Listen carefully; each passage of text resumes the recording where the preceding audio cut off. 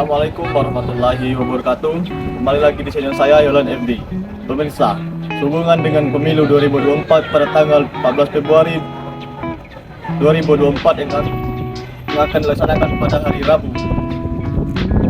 kita akan memilih presiden, bakal wakil presiden, DPR, DPD RI, DPR daerah dan yang lainnya. Hubungan dengan pemilu tersebut, mari kita wawancarai salah satu tokoh mahasiswa. Ikuti. Assalamualaikum Kak, boleh kita wawancara sebentar? Oh boleh mas. Boleh kisah sedikit Kak? Oh boleh. Baik, sebelumnya perkenalkan Kak, nama Kakak siapa, dari prodi apa dan semester berapa? Oh ya, perkenalkan nama saya Abdul Arifin, program studi komunikasi penyiaran Islam. Saat ini saya menjabat sebagai ketua KPIDC mas. Keren sekali Kakak ini. Sudah menjadi ketua KPI. Iya. KPI ya Terima Kak. kasih mas. Oh ya Kak, tahu nggak kapan pemilihan serentak akan dilaksanakan? Oh, pemilihan serentak 2024 itu jatuh pada tanggal 14 Februari 2024 mas. Oh, berarti bertepatan di hari Rabu ya Kak? Iya, hari Rabu bener mas. Unsur apa saja yang akan dipilih pada pemilu 2024 nanti Kak? Untuk pemilu 2024 itu tahu saya ya mas ya, itu ada presiden, wakil presiden, DPR RI, DPD kota dan provinsi mas. Ada berapa pasang calon presiden dan wakil presiden yang terdaftar di KPU Kak? Kalau yang terdaftar itu yang saya baca di berita-berita itu ada 3 yang sudah pasti ya mas ya. Yang pertama itu ada Ganjar dan Mahfud MD, yang kedua itu ada Prabowo dan Gibran, yang terakhir itu ada Anies bersama Caimin mas. Saya pernah mendengar ada 4 calon presiden. Siapa Kak? Ya Kak, kira-kira itu satu lagi. Ya kalau itu ya terserah nantinya mas ya. Ya yang tahu saya masih 3 ya mas ya. Kalau nanti memang benar-benar ada calonnya lagi ya nggak apa-apa, kita pilih apa yang sesuai visi misi kita gitu.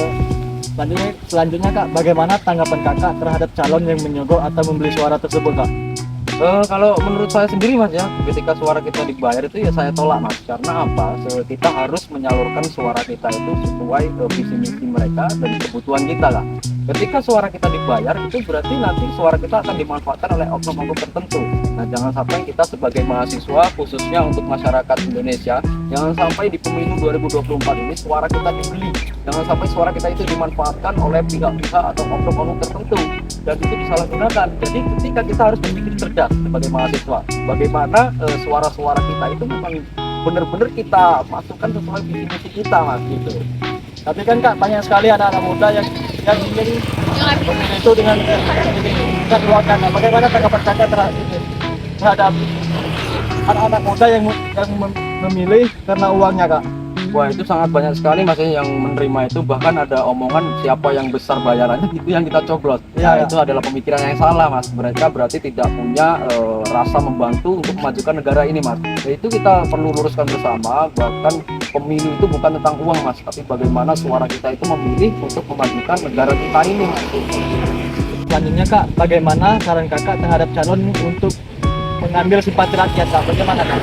Untuk masalah calon-calon itu mengambil simpati rakyat ya bagaimana mereka itu menyampaikan visi misinya ya memang kedepannya itu memang benar-benar harus dijalankan mas. Jadi di situ mereka ketika mau naik presiden kan mereka pasti udah ada pengalaman-pengalaman mas.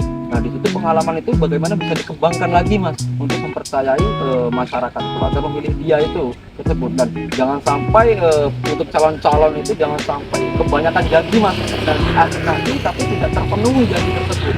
Itulah yang membuat masyarakat tidak yakin kepada calon-calon pemimpin negara. Berarti saran Kakak itu harus sesuai dengan visi misi dan janjinya ya Kak? Harus sesuai Ya. harus jalani janji Ya. tersebut gitu. Selanjutnya Kak, bagaimana tanggapan Kakak terhadap golput? Golput itu kan ya berarti suara kita tidak sampai mas ya. Ya. Jadi bagaimana suara kita itu bisa tersalurkan dengan baik sesuai dengan apa yang kita butuhkan di calon-calon tersebut mas ya. Ketika kita golput berarti suara kita itu tidak nanti akan digunakan oleh oknum yang tidak bertanggung jawab mas ya. Misalnya dipakai untuk calonnya, misalnya ada dari orang dalam itu dipakai. Jadi suara kita tidak tersampaikan dengan baik mas. Jadi kita mahasiswa itu jangan sampai golput mas, kita harus memilih karena suara kita itu dibutuhkan gitu. Dan kita sebagai pemilih harus memilih calon itu yang visi misinya atau janji-janjinya nantinya sesuai dengan kebutuhan kita dan khususnya untuk negara kita ini. Ya, terima kasih Kak. Terakhir nih Kak, apa saran Kakak untuk pemilihan 2024 ini agar sukses Kak? Sarannya ya Mas ya, kita sebagai mahasiswa yang khususnya generasi Z ini, ya kita kan sudah tahu kemajuan teknologi. Nah mereka itu kampanye itu melewati media sosial. Nah di situ media sosial itu tidak terbendung lagi Mas menyebarkan kampanye-kampanye tersebut. Nah kita harus paham itu, kita harus menyaring berita-berita mana berita yang fakta, mana berita yang hoax. Nah itu kita harus pastikan supaya kita menjadi pemilih yang cerdas. Kita memilih ya benar-benar pemimpin yang siap untuk memimpin negara ini. Nah jangan sampai kita menerima berita hoax dan kita menimbulkan konflik antara satu dan satu lainnya, itu yang akan menimbulkan perpecahan dan tidak damainya pemilu 2024.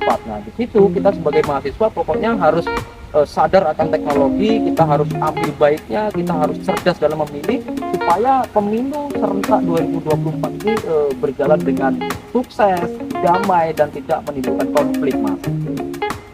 Ya, terima kasih Kak. Ya. Pemirsa, sekian wawancara saya dengan salah satu mahasiswa. Saya akhiri. Wassalamualaikum warahmatullahi wabarakatuh.